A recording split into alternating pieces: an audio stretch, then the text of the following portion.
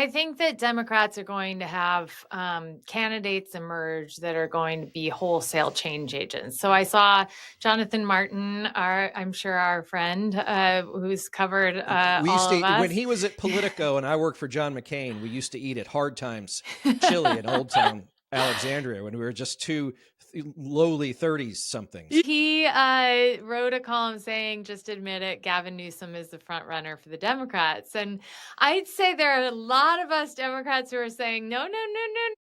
Welcome back to the home front. I am your host, Reed Galen. Today, I am joined by Johanna Maska. Johanna, welcome.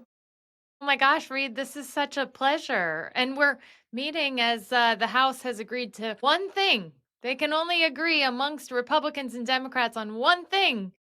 Evidently, they want the Jeffrey Epstein files.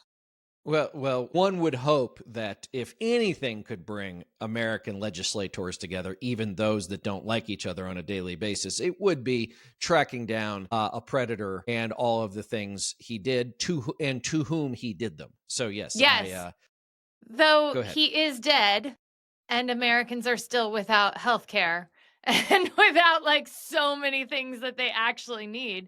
But yes, that is true. I think that he was an awful, heinous person. And yet I'm just kind of amazed at this moment that we find ourselves in, Reed, for so many reasons. Yeah, well, the thing that you and I have going for us is that we both, I'm going to say this, we both worked at the White House in quote unquote regular times. And like I worked there in 2002, like just after 9/11 and just before Iraq. And that would be normal, right? All things considered. And obviously you worked for President Obama. And so, yeah, just like the idea of, like Washington, D.C. now seems like I went to school in Austin, Texas. Like the bar I worked at is now the Hilton Hotel. The fraternity house I lived in is now a dorm. It just feels like the White House is the same way. Like if we went back, like half the building's gone. The backyard doesn't look the same, right? Like maybe you can't go home again.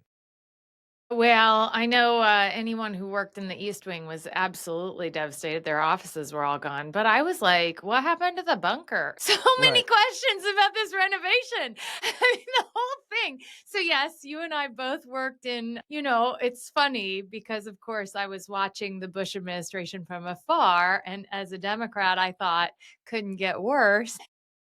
Fair enough. Then, we have Donald Trump and he's renovating the White House, inviting, Saudi's leader in and excusing him, taking apart a journalist in a consulate. So things have changed. I know yes, I know. His Eminence the Bonesaw joined Donald Trump in the Oval Office. This was the second time in less than 24 hours that President Trump openly and vigorously, I would say, Johanna, insulted a female reporter. Yes. On Air Force One last night, told one, I believe she was a Bloomberg reporter, to quote, be quiet, piggy. Yes. And then an ABC News reporter, he told her today that maybe she was the worst reporter that had ever been reporting.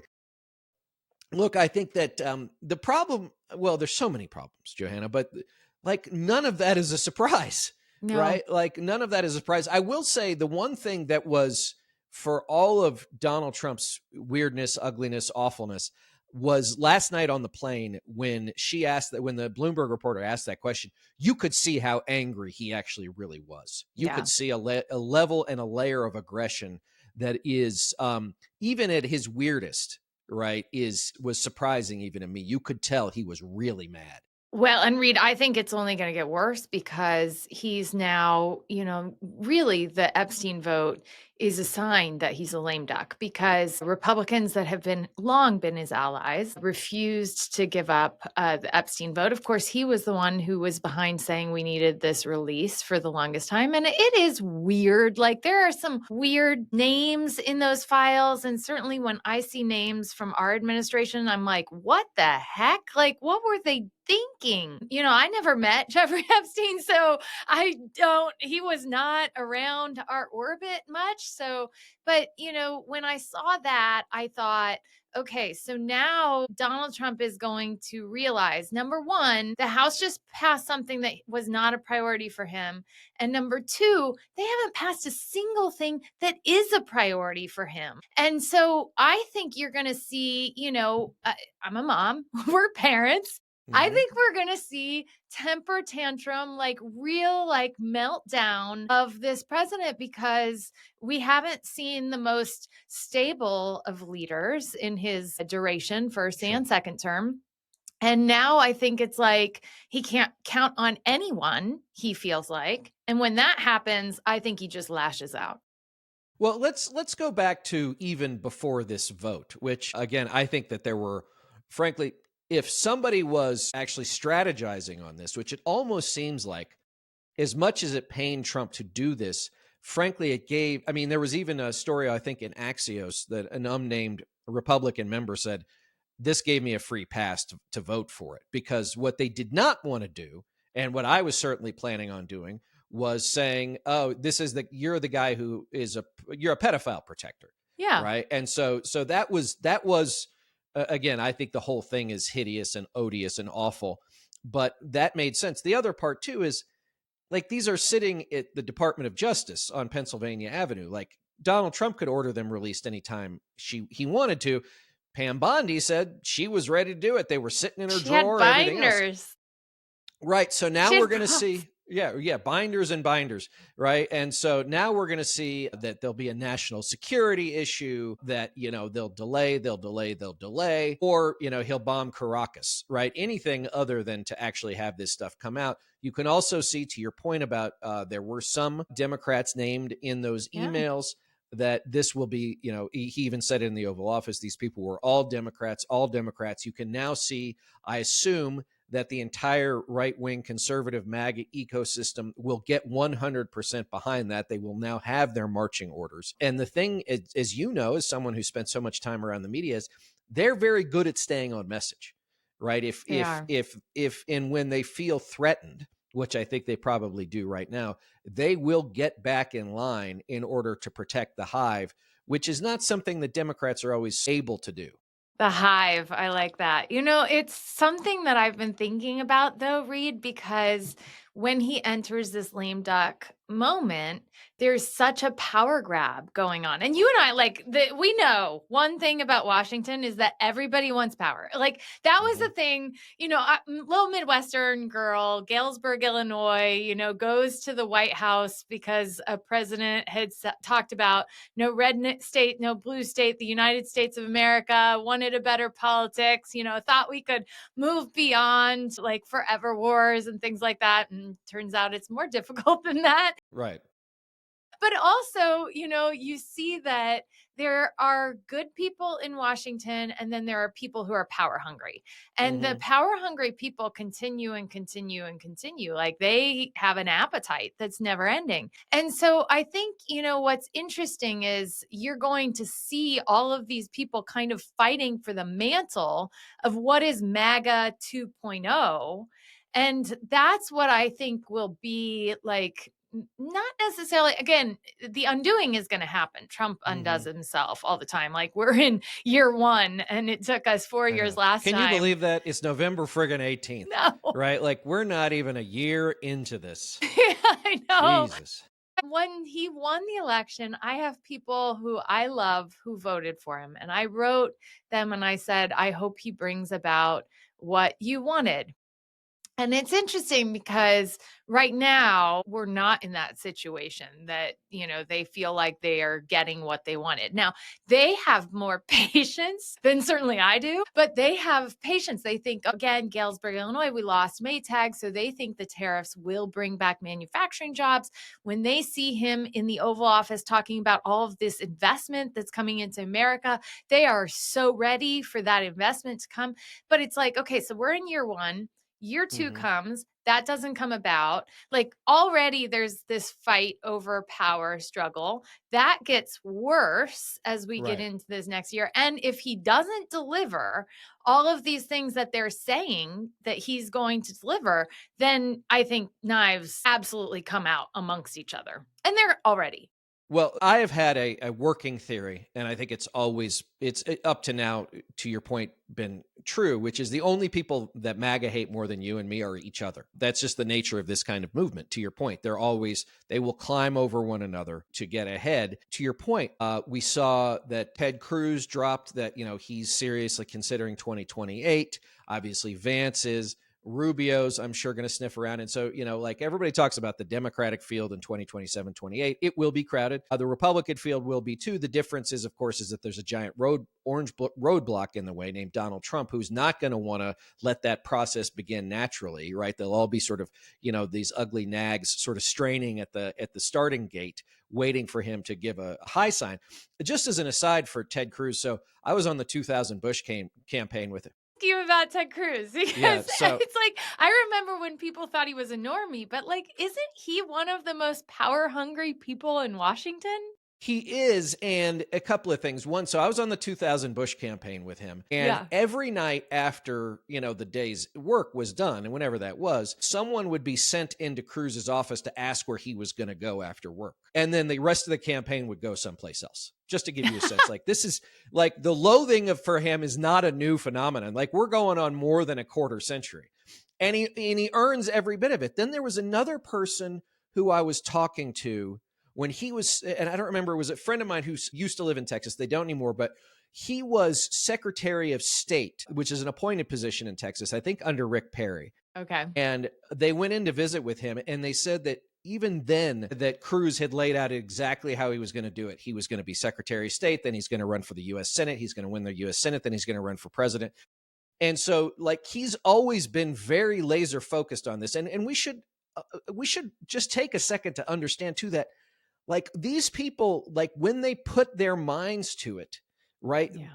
If they are willing to put their heads down and just go, more often than not, shockingly, it works. I mean, think about Bill Clinton said he wanted to be president when he met JFK, right, at the White House in Yeah. like 1962, and he ended up being president, right? But So that's the thing. interesting. You have to have that will, right? And if there's one thing Cruz has, it's the willingness to be just awful.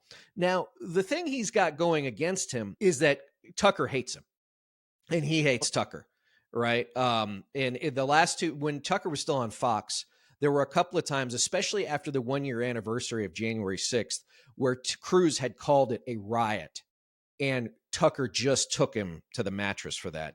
Cruz comes on the next night trying to defend himself, and Tucker's like, Ted, you're a constitutional lawyer. You know how important words are. You can't just say these. And so I think there's real deep enmity there. Mm, But also to your point, like in today's Republican Party, you're right. Ted Cruz is the normie. it's He is just the normal one. amazing. He is what will pass, Marco Rubio notwithstanding, the establishment today. Gosh, it is, I mean, truly, like, watching him flee the state when people were in need, I think, like, so much, I actually believe that there are good people who are not out for themselves on the Democratic side, good people who are not out for themselves on the Republican side. If all those good people work together, it would be so lovely. And then there are the people who stay in it and stay in it and stay in it and want it. And like him, he's going to do anything. And I just think, when you're watching somebody like Ted Cruz, I just don't know. I hope that Americans see through it because he hasn't been there for them, certainly not even Texans. But I mean, Democrats have tried in Texas time and time again. And it's like, it's our wish list. I wish I mean, I called Beto O'Rourke last time around The Biggest Loser because Beto has so many issues. He had the DUI, he had, issue with his wife's father had used undue influence potentially when he was in a position to do something for him. So there were Mhm. like some questions about Beto before. Now we'll see this time around. I think we've got some promising candidates. And I know President Obama had talked about, I think it's James Tallarico. Yeah, sure. Member of the state house. Yeah. Exactly, and it was so funny watching him because he's like, "Well, he got my name wrong, but at least he knows who I am." And I was like, "I can't tell you how many people got Barack Obama's name wrong." I agree, at least he knows. So we'll see what happens, but I just hope the Republicans and Democrats have better options. Like, I wasn't like a huge fan of Nikki Haley, but she seemed like more of the normie kind of, and not normie, but like respects institutions kind Mm. of person, of the Republican Party. And I just have no idea what to expect this time around. Also, like, will it be a Trump who's in charge of the RNC? Even when Donald Trump leaves, I can predict the DNC, but Right. MAGA world is just going to be so interesting. Well, so this is why everything is different, which is, I mean, the Democratic Party has its entrenched mandarins in Washington, D.C., right? Probably people who've been around for decades, long before President Obama, even probably For going back sure. before, President Clinton, or at least since President Clinton. The difference here is that the Trumps have taken the RNC as an organization, as an entity, and made it a wholly owned subsidiary. Not even a subsidiary; they've just subsumed it in to the Trump political operation. In fact, I don't look. I don't know how many people work at 310 First Street Southeast. I really don't. I don't know how much of that is based in Palm Beach and everything else. But to your point, even during a presidential primary process, right, which is supposed to be neutral or whatever, let's talk about for argument's sake. Let's say it's April 2028. We'll fast forward here. My Trump God, has I'm ready to fast forward. aren't This we is are all I right. know. Trump has made clear, like, now I'm waving lots of pixie dust here. Trump has decided, okay, I'm not going to run for reelection again. That's one But pixie dust. to your point, the RNC is a massive cash driver for the Mm, Trumps. Every time they send out an email with his name on it, I assume several $100,000 show up, yeah. right? He's not going to want that to stop. The other part is he's not going to want to give control to those bank accounts and that ability to frankly launder money, which is what the RNC and the DNC do for presidential candidates. He's not going to want to give that up, right? And so the nominee, whoever it would be, is going to be like, Mr. President, like, I need that. And he's going to be like, well, I don't really care if you win or lose, because he won't, right? He really won't care. No. And that's the one thing that you see is he's really treated the Republican Party like a parasite would a host, right? Mm. He needs it to survive, but he doesn't care about its life. Does that make Well, sense? and it's so different than what we did. I mean, President Obama, in many ways, he was the outside candidate who won the election because Hillary For Clinton was the sure. inside candidate. And I remember when we took over the DNC, it was like, oh my God, learning all of the apparatus and how they all work together. But then when we Right. went into the White House, there was like Organizing for America, which was supposed to be our outside arm. And then there was the DNC. And it was like our lawyers put up this giant, like, concrete wall that was like, you cannot talk to them. And then right before the, next election, we had to have all of these briefings on how we were going to separate everything. And of Mm-hmm. course, because I was working on anything that he did, whether it Right. was political or official, I had to have different, accounts and different, making Right. sure that you're keeping everything separate and that you're, respecting the law. That's gone. Right. Like, with this administration, it's so interesting because we were talking when we were reconnected about presidential libraries. I had just seen a bunch of people because the Obamas are opening their presidential library. And it's so interesting because President Trump right now is fundraising through lawsuits for his presidential library, like massive amounts of money. And you are allowed to take gifts Mm-hmm. without like any accountability for your presidential library. Now, President Obama wasn't thinking about his presidential library until after he was out of office. And here you have Donald Trump, like, literally already planning all of these things, which I would frankly be happy if he would just go work out of the presidential library and give the reins to somebody else. Well, this is the point, though. He's never actually going to build a library, right? I mean, I mean, what or will if he it be? does, I mean, it'll be just the wing of Mar-a-Lago, and he'll keep the rest of the money, right? And It's not. he'll just like use You it think to. about, yeah. So LBJ's is at UT. George H.W. Bush's is at A&M. let's see, Bush is at SMU. So just three Texans just off the top of my head. But Mhm. President Kennedy's is at Harvard.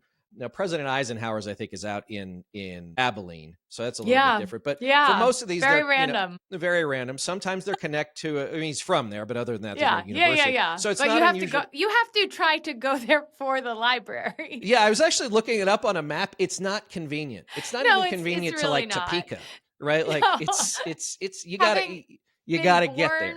yeah, been born in Wichita, my family's from Kansas originally. Definitely a destination you would have to go to for a presidential library. I mean, the Obamas really wanted, to bring it back to Chicago, and make sure that it's in a central, like, convening space. And as I understand, from everything that they've been investing in, they've been working on, next gen leaders, people who are, doing like things like prison reform, education reform. A lot of these kinds of big ideas have a place where place and space that people can come meet and convene. It's a little different, as I understand, on the office front. Like the Reagans actually used that beautiful library Right that's out in the out Simi here in Valley. Yeah. California. Yeah, it's a beautiful library, and as I understood, they actually used it as an office. I'm not sure that that's the intention of the Obamas. They'll have the space, but using it for an office is probably less likely. Well, I would say too. I mean, they're so much younger than the Reagans were, right? And so much more mobile, right? Like that. I doubt that either of them are in one place for more than 24, 48 hours to begin with, right? Whereas Well, President Reagan was already pretty well along in various ways. Mrs. Reagan, right? They just weren't going to do the kind of things that the Obamas can or would do. no, you're right. I was like, in fact, they even joked about now you know what the president has been up to, because I think a lot of us are like, what are you doing right now? I Yeah, mean, right. there's I been a know. lot, but like, I mean, that's a question. Is like, I mean, they are in some ways 180 degrees away from the Bushes, right? Which is yeah. like George W. went and painted, and he does all the other stuff, and he was on Monday Night Football with Eli and Peyton last night, right? Like it's probably the most public thing he's done in a while. And And doesn't want to talk politics. And no, like, but he was very clear from the get-go that when he left office, he was leaving it all behind, much to my chagrin in some regards, yeah. right? That he was not going to get involved in the day-to-day, fray of American politics. You would see him occasionally make remarks. I think he did something on the Today Show with Jenna about the importance of press independence. He's done, I think the library's done a number of things on the importance of immigration, but he was pretty clear that he did not want to get back into this pretty directly. Now, look, you could make an argument that Jeb was running in 15, 16, so he didn't want to do that. But I mean, I don't know that the Obamas could sit still that long, though, right? Like, I'm not sure that that's what they're made of. Well, and even if they wanted to take the tact of being non-political, and I think Mrs. Obama very much wants to take the tact of being non-political, like, all the Hmm. time. She hated politics from day one. But even if they wanted to take that tact, there are so many of us who, he is the last next gen leader, which is really sad. But of course, Hmm. we had his vice president next, and then Kamala Harris, who, of course, we've had candidates, her and Hillary Clinton, who have lost. So he was really the last next gen leader that a lot of people are looking to for like winning leadership. And there are some people saying, "Oh, turn and like we're not going to, we're going to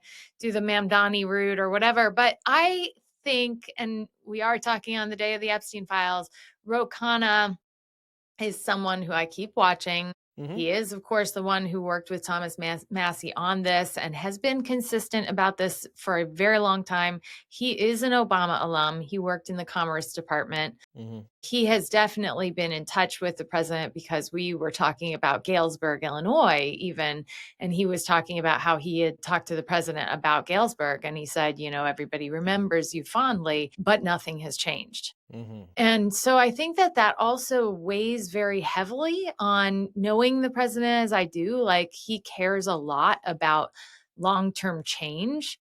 And so those things that weren't reformed, like I think again, the Middle East, like the situation, without a two-state solution, these things weigh very heavily on him because he wonders like, what more could I have done? And so I think it's such an interesting position because he's like young enough to have that energy, Mhm.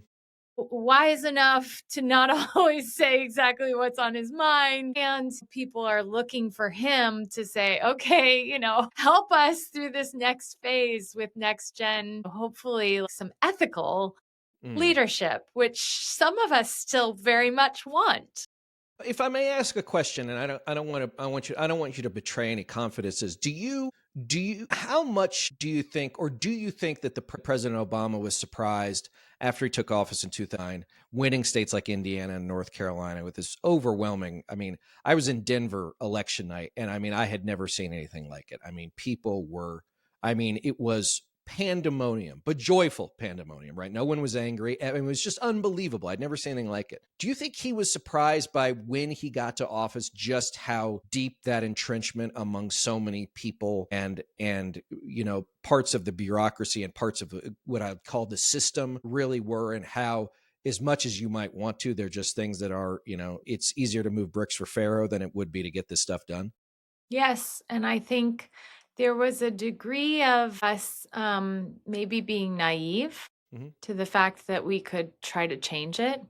We may not have had all the right players in place to change it. I mean, there's a lot of complaints that Republicans have when I talk about, having come with a, Democrat who believed in no red, no state, no blue state about President Obama saying, well, elections have consequences, and some of the statements that he made. And then, of course, we had Patrick Gaspard, who was a big union guy, doing a lot of our legislative affairs. There's probably like more bipartisan consensus type makers that we could have brought in to actually bring about healthcare. But then, when we tried to negotiate healthcare, you remember he had said over and over that he wanted to negotiate on C-SPAN. And then it turns out you don't actually negotiate things on C-SPAN. I mean, President Trump tries, which is interesting actually watching him try to use the camera, and he does in many ways in a way that I'm almost like jealous that he That he uses doesn't that care? bully pulpit. Yeah. Well, yeah, like I wish we would have used it a little bit more to talk about healthcare. Like, I wish we could have gotten a single payer or at least a public option. And we did not. We did not get a public option. We had nothing in the public sector competing with the private sector. We had to go with all Democrats. Ultimately, I think had we gone with Republicans, had we actually negotiated healthcare, I think it would have been better. Sure. Of course. So yeah, I look at that. I look at things like education reform, like things that are like really near and dear. I mean, he was a public school dad. Like, I'm a Mm. public school mom. Like, this stuff matters. And I know, when you look at it, you go, they're doing it in such a different way, not always effective. I mean, he hasn't actually gotten legislation done, Trump. And that's what I think a lot of people in the MAGA world think, oh my God, he's been the most impactful president because he talks all the time. But like, he talks all the time and then he leaves office and you can change everything because he has nothing in actual law. That's why, like, he doesn't even have a plan for healthcare. Like, let alone No, like well, he no. tried to repeal Obamacare. He didn't even do that. So Well, but it's he doesn't like, care. That's the other part. I mean, that's the I fundamental think you're difference. He right. just doesn't care about. I mean, at this point, Trump is an elderly gentleman meeting with his rich friends and focused on home decor. I mean, that's And a basically what he is. Nobel Peace Prize, which is Right. And why it, every yeah, single day he has a different global leader. I mean, that's the stuff that doesn't necessarily like translate to Galesburg, Illinois. Yes, everyone there is very concerned about whether there's going to be war, whether we're competing on a fair plane with China, what is going on with Russia. Like, all of these things are legitimate questions that they have. And hmm, yet, I would say the problem is, when they see him in the Oval Office with, a Saudi leader, when they've still got high prices and layoffs are at an all time high, when we hmm, see, like, there are plants closing. There was just a report about a Trump supporter closing his business because of tariffs. And so, I think when they see those kinds of things, people get frustrated, and my friends at least. And so then it's like, okay, they're open to what's next. But I guess the question is what's next going to be as transformative as they want it to be? Because things are frustrating right now to a lot of Americans. Well, and so let me ask you that question, because this is what concerns me. If we're going to be able to fast forward this horror movie just a little bit, is to your point. I think that what I see, we talked a little bit about this. What we see is that there's a Democratic Party that is very much having a little bit of a schizophrenic moment. It doesn't know what it wants to be. It doesn't know who it is. But the dynamism that a President Obama brought to the party is really missing right now. And Yeah. so I have two questions for you. One is that only the kind of thing that can occur on the back of a presidential nominee, and second, or a presidential campaign? And second, do you think that Democratic primary voters, and I know we're a long way off, but we could make this an argument for 2026 also, are Democratic primary voters going to be okay with the everything is like, they're so bad, just vote for us, right? Which could work, right? That's the James Carville theory. Or do they need to go and say, when we retake this office, let's say it's the US House, on day one, we're going to put these things on the floor, and Yeah. we're going to vote them. We're going to vote on them. We're going to send them to the Senate. If the Senate kills them, we're going to put them in. We're going to say, this is what the Republicans said they will not do for you? Or do you think it's going to be, things could be a little bit better, we just need to nibble around the edges? Because that doesn't seem, at least from my travels, Americans don't seem to be in the nibbling mood. No, I don't think we're going to be nibblers. Yeah, I I, hope I not. think, yeah, I think that Democrats are going to have candidates emerge that are going to be wholesale change agents. So I saw Jonathan Martin, I'm sure our friend, who's covered We used to, when us. he was at Politico and I worked for John McCain, we used to eat at Hard Times Chili in Old Town Alexandria when we were just two lowly 30s somethings. Yes. Well, he wrote a column saying, just admit it, Gavin Newsom is the front runner for the Democrats. And I'd say there are a lot of us Democrats who are saying, no, no, no, no, no. I mean, he is in the way that he's getting a lot of attention in, like pushing back on Trump. But if you actually talk to him about ideas and what he wants to do, like, he waffles all the time. I mean, this is a guy where you don't actually know whether he's going to veto legislation, pass legislation. He's a guy who, of course, expanded Medicaid for undocumented immigrants and then decided to try to, stand up that, well, that wasn't exactly what he was doing. Yes, he's been okay on immigration, but we don't have the plan for immigration. Like, there's a lot of questions around Gavin, whereas I would say there are big ideas people in our tent who at least will be bringing these big ideas to the stage. And I think it'll be harder for him to compete against them with his peacock feathers than it is to compete against Donald Trump. And we will have, the one thing I know for sure is Democrats will have a robust primary this time Right. around. Like they have lost any desire to anoint the next leader. And so we're going to have people from every different walk of life, which may or may not be a good thing because, of course, when you have so many, it's hard. Right, but primaries are a good thing, Yes, especially at the presidential level. they If are. I mean, I go back to the 2000 campaign. George Bush would not have been the candidate in the general had he not come within a hair's breadth of losing to John McCain. If McCain had not squashed us in New Hampshire, right? And Bush had to buckle down and say, I need to be better, and you all to the campaign need to be better too, Yeah. right? Then it Well, wouldn't have been the same. And I think that that's one thing that I think Democrats are like, no, no, no, we need the easiest primary we can get so that no one said anything bad about our person, as if most people, like, the whole point of being the presumptive nominee is that you get a new lease on life, right? You get to be washed in the blood of your party and everything else, and then you go and remember that, as you've probably worked at as many conventions as I do, once upon a time, the convention was where most otherwise normal voters got their first real look at who you were, right? And so this idea of like, we need to, we can't have this. Like, no, you want a robust argument I about not do. only the future of the party, but the future of the country. Because if it's just going to be, well, I wish we could go back to 1997, right? Like, that's not going to win.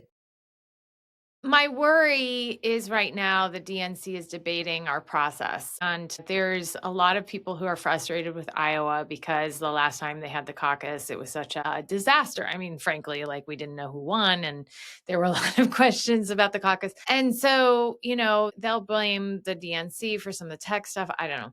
But, I think we need a state like Iowa, if not Iowa, which I love Iowa, but I think we need a state like that that's cheap Yeah. for people to compete and Right. to compete for like on the ideas stage. And the problem, like I didn't know why Iowa went first when I was a college student at the University of Kansas.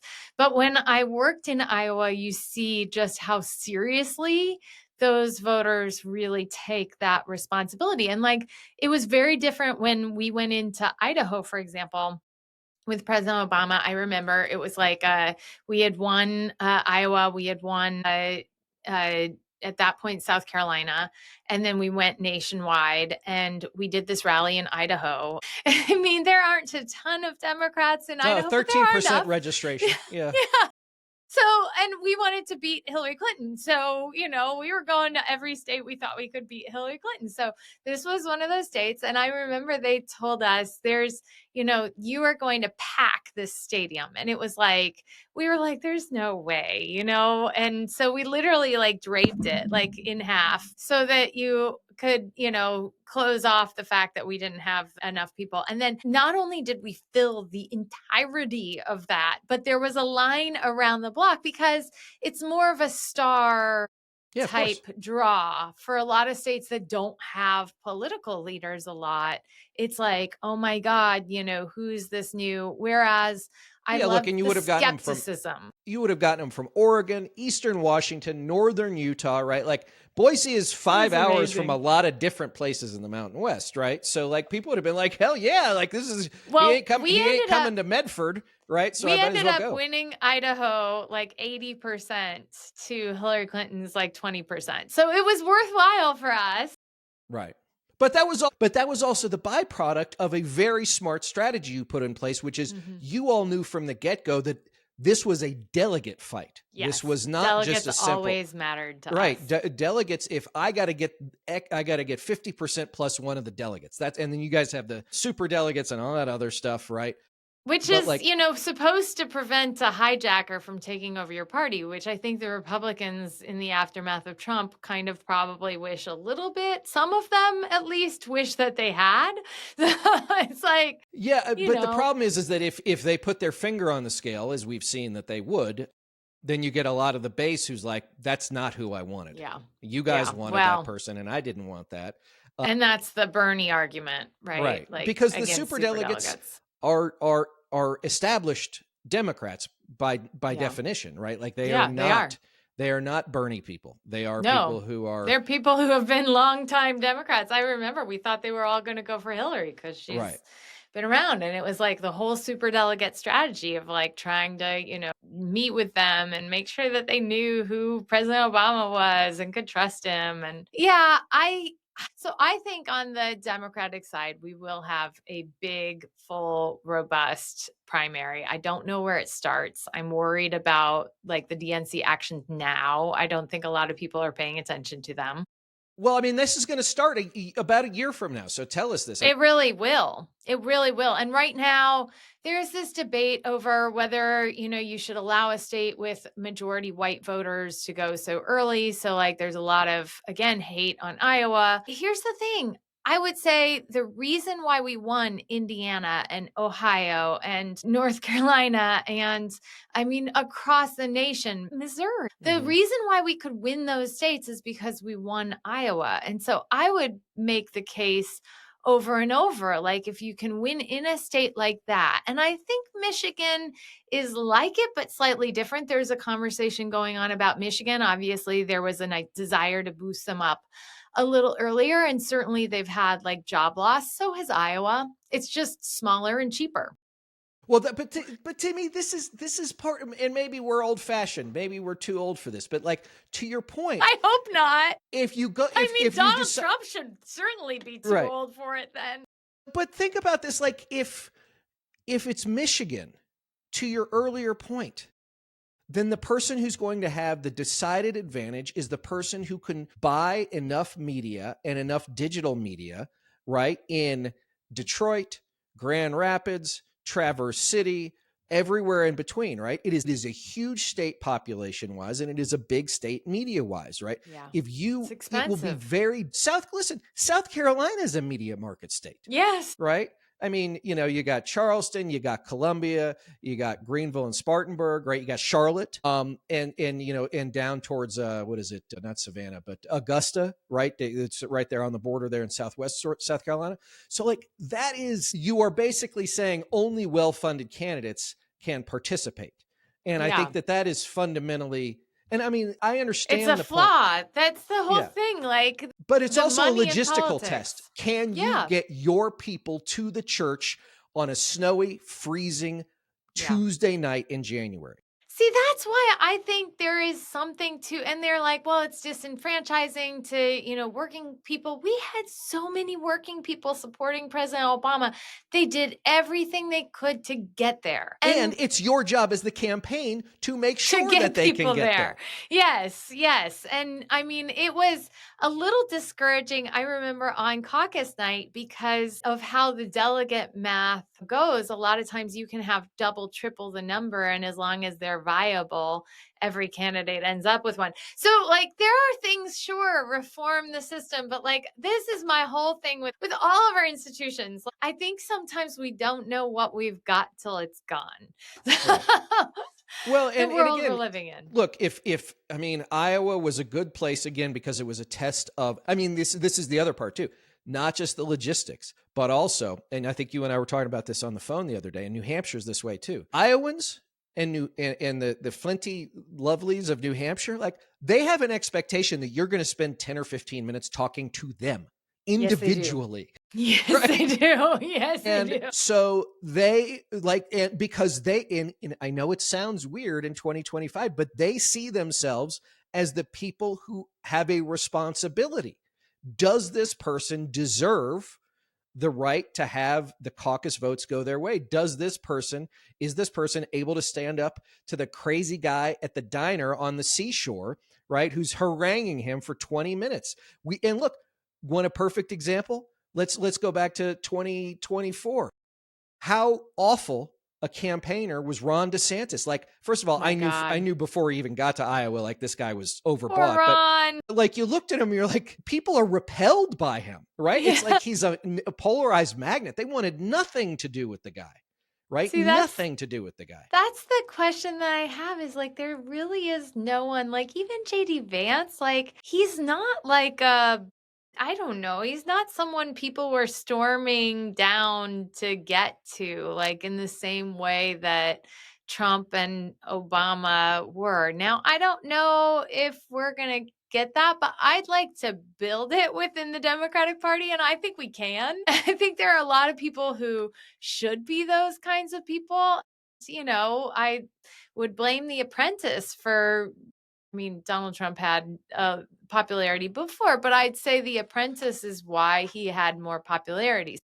It's like, what are we doing now Mhm. to fuel candidates who can really, not only bring transformative ideas, but unite the country, like have some sort of semblance of, and I do like, I love this country. Like America, yes. Like America first. Sure. Like let's make America great, but let's make it great for everyone and not just Donald Trump's rich Right. friends. Right. Like Yeah, so and I think that the other part is, I remember, I'll tell my one Iowa story, and then I'm going to ask you what you're working on, then I'll let you go. Is on caucus night in 2000, Bush had won, and he was getting to the airport, and Gore was there too. Gore had won the caucus, and so we're at the Des Moines FBO, fixed base operator, for those of you who Mhm. haven't spent enough time at them. That's like the private airport. And Air Force Two is sitting there, which I had never seen in person. And Bush gets there and he's on like a Gulfstream 3 or something. And the press plane is a 737. And they want the 737 to take off first because the Gulfstream is faster. They're headed to New Hampshire. Well, the press plane's tires had frozen to the tarmac and the chocks were stuck, right? So they couldn't move the press plane. And so Bush is like losing his mind, right? Like because here's the other part. If they don't leave within like the next 7 minutes, then Gore's going to arrive. He is the sitting vice president of the United States and everything shuts down until he's gone. And Bush Right. is like, I am not waiting. If the press can't make it, that's their problem, right? So there are guys out there with sledgehammers, right? Like and finally they get it loose, and the people are screaming at us in the radio, like what are we supposed to do? My shoe has already frozen to the tarmac, right? Like I'm walking around like this because literally the heel of my wingtip had frozen to the runway. And finally, like Bush gets out of there, the press plane gets out of there, and right as soon as that happens, like here comes the Secret Service, here comes the motorcade and everything else. But that's the kind of stuff too that like, maybe we do it for the stories, Johanna. Like maybe we Yeah. do it for the stories. Like it was The only stories are good. right. Yeah. And That I can that's only not going to happen in imagine. Columbia, But right? Like also in Columbia, read, South like, Carolina. just listening to the days of the press plane. Mm-hmm. So, for everyone who doesn't know, like, there used to be a plane full of press. They would charter a plane to fly everywhere to cover everything. And the fact now that not only is there none for, any of the trips President Trump is doing, they're flying commercial.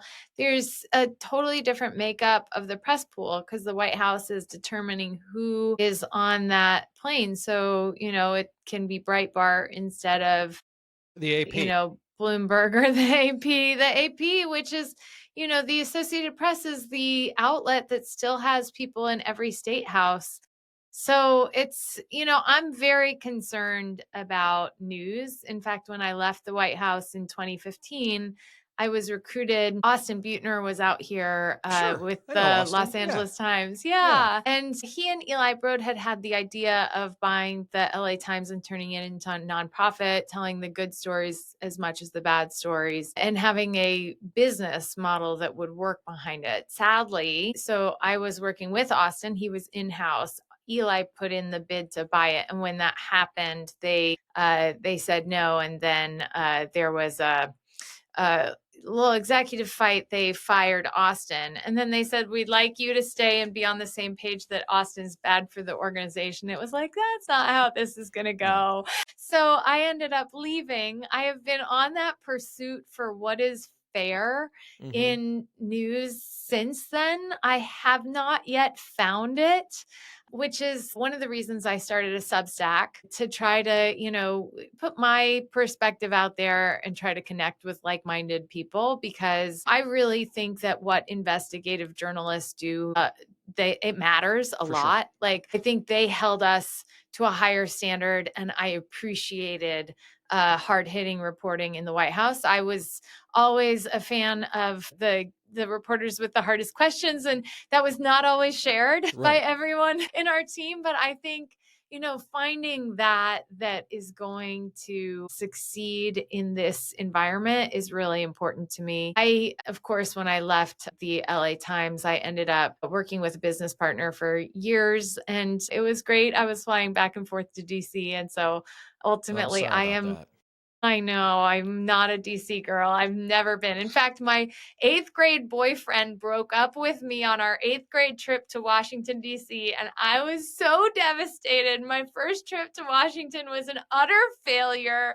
It never got better, although I do very much love Just my husband, just and a he was just there a with young me. 8th grade Johanna sitting on the steps of the Lincoln Memorial, sobbing her eyes out. It was terrible. So I am definitely not a Washington, D.C. person. I'm definitely still a Midwesterner at heart. Although once I moved out to Los Angeles and I found this fabulous weather, I found my little Des Moines, Iowa of Los Angeles County, and I just stuck around. So yeah, so I write weekly and then do these Substack lives. Reed, I'm so glad we did this. I'm so grateful for you reaching out. No, and I hope we could do it again. And guys, just one thing is, and I think Johanna can agree with me. One of the great, I mean, being an advanced person, is Mm, an incredible gig. More incredible in your 20s and even yes. your early 30s Yeah. than in your almost 50s like I am.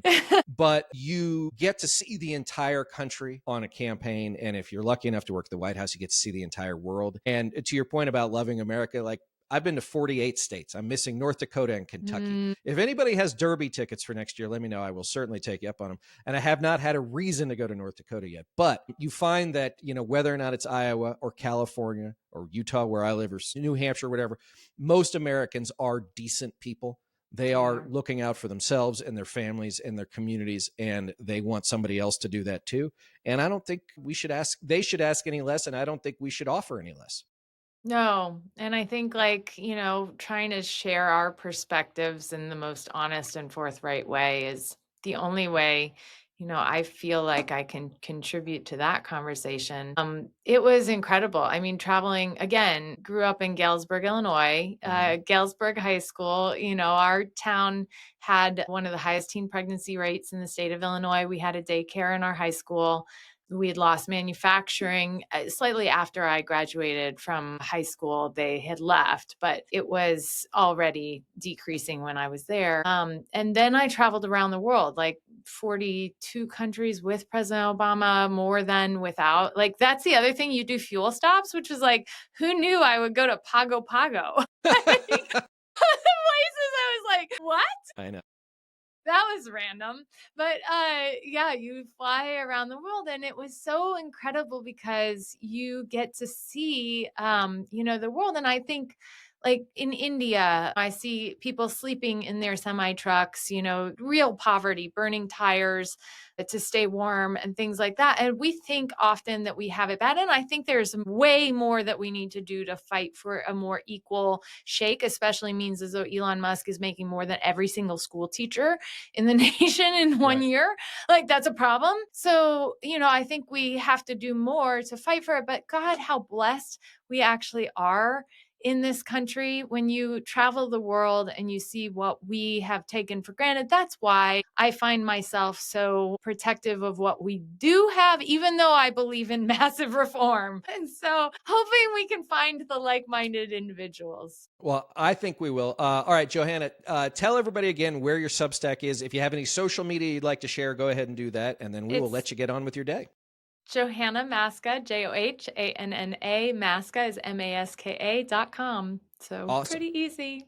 All right, as Thank always, you. gang, find me here at Substack at the home front, and Twitter says.us, Blue Sky, TikTok at Reed Galen, Threads and Instagram at Reed_Galen USA. If you are watching on YouTube, please go ahead and subscribe. Give me a thumbs up. Everybody, thank you so much. Johanna, I hope you'll come back.